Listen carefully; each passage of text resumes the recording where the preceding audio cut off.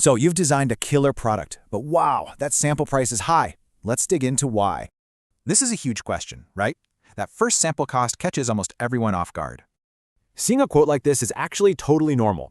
It's all about the intense development work involved. To get why it costs so much, you've got to understand what this crucial first step is really for.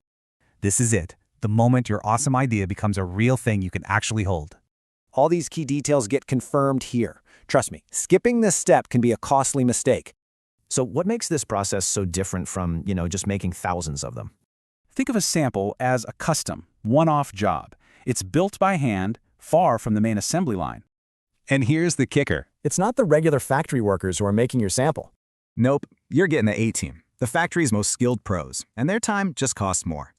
All right, let's break down where your money is actually going with that one sample. See that big slice for labor? That covers everything from pattern making to getting the fit just right. And the fabric? Well, factories can't just buy enough for one shirt. They have minimum orders. So, the fabric alone can sometimes eat up 30 to 50% of the entire sample's cost. Here's a rough idea of what you can expect. Of course, the more complex it is, the higher the price.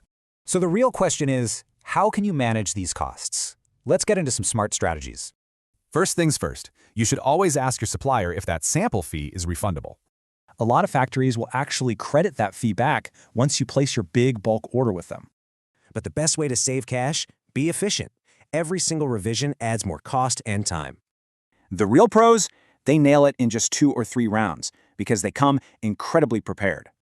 Your best weapon is a super detailed tech pack. It eliminates all the guesswork and costly errors.